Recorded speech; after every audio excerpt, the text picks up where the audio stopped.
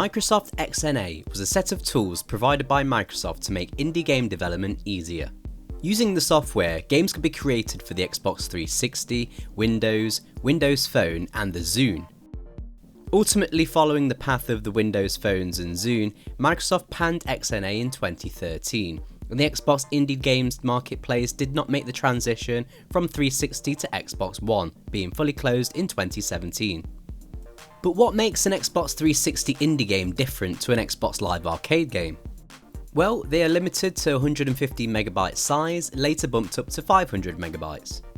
They cost a lot less than arcade games, usually costing between 80 to 400 Microsoft points. They also lack some features from arcade games such as achievements, but still retain vital aspects like multiplayer. After looking through my games library on my 360, I noticed I had 5 indie games still downloaded from back in the day, so I'll go through each one as I think they represent the Xbox Indie Marketplace quite well as a whole. First up is probably one of my favourite Xbox indie games. Applejack was developed by Tim Sycamore and released in 2010. You play as a man with an apple on his head searching for your missing dog. It's a tight platforming game that has clear inspiration from Super Mario Bros. 2, as you can jump onto items and enemies and pick them up and throw them. This serves as your main task for each level, as you need to throw enemies and items into the same coloured counterparts to destroy them, unleashing a torrent of coins for you to collect. The game has a soothing soundtrack, while at the same time can make you furious with its one-hit death system. I love how each level is named after a different town you reach as you wander across England to get to the summit of Mount Snowdon in Wales. There's just so much charm here, even the menu makes me smile. Now here's the opposite end of what Xbox indie games provided us. Are You Smarter Than a Cheerleader pits you in a trivia challenge against an American college cheerleader. You both answer 10 questions and you have to get more right than her. As you can probably tell, the way the game is presented is creepy as hell. You've got a male voiceover behind the camera narrating the questions, while the cheerleader is clearly being filmed in some sort of hotel room. Gold Castle? The correct answer was White Castle. Just the idea of this guy inviting different girls into his hotel room to film them for a video game just makes me cringe. I did some research and I found this guy released a sequel on Steam, which was the same premise but with female adult film stars. Yeah, let's move on. DLC Quest was released in 2013 and is a game I've covered before in my 5 parody games video.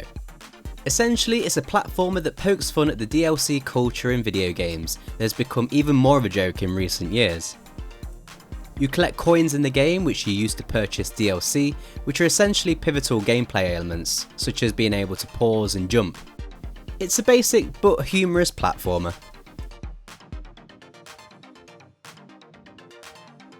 Next up we've got Little Racer Street. Developed by Milestone Studios, it's a sequel to their previous title, Little Racer, which was also an Xbox indie title. It's a fun little top-down racing game with plenty of different tracks and weather conditions that affect your car handling. You earn credits by winning races, and you use those credits to purchase new cars and upgrades. Finally, we have The Impossible Game, a title that was all the rage 10 years ago to play on YouTube and get angry over. No, go! Alright, son of a bitch! If you're not familiar, it's a platforming game where all you do is have to jump.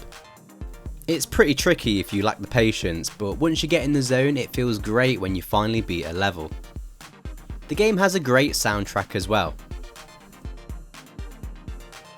So you may be thinking, damn, I've missed my chance to download some cool indie titles on my 360, as all these games have been delisted. Well, don't be upset just yet, as many of these titles have made their way to Steam. All the previous titles I've mentioned, bar that Cheerleader game, have made their way to PC and available through the Steam service. Many Xbox indie games made their way to PC, and I'd like to take this moment to talk about some of the more notable ones.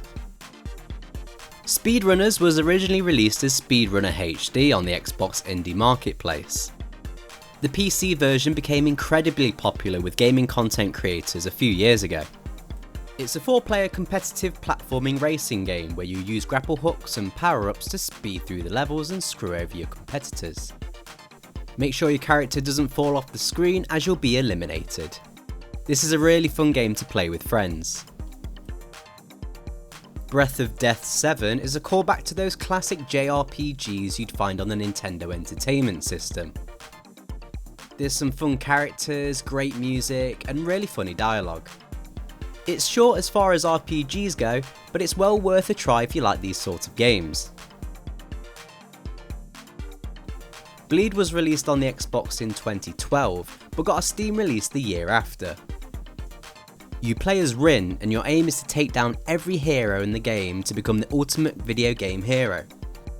The game plays as a run and gun platformer game, and has a lot more polish than other indie game titles at the time. The gameplay is fast and frantic, and you're able to slow down time. The game got ported to the Nintendo Switch, and there's a sequel which you can find physical copies of on the PS4. Bleed is a short game, but its gameplay is addicting and it'll have you coming back for more and more. If you'd like to check out some more titles developed with Microsoft XNA that made their way to Steam, check out this great curator list. I'll put a link in the description. As always, thank you for watching, and I'll see you in the next video.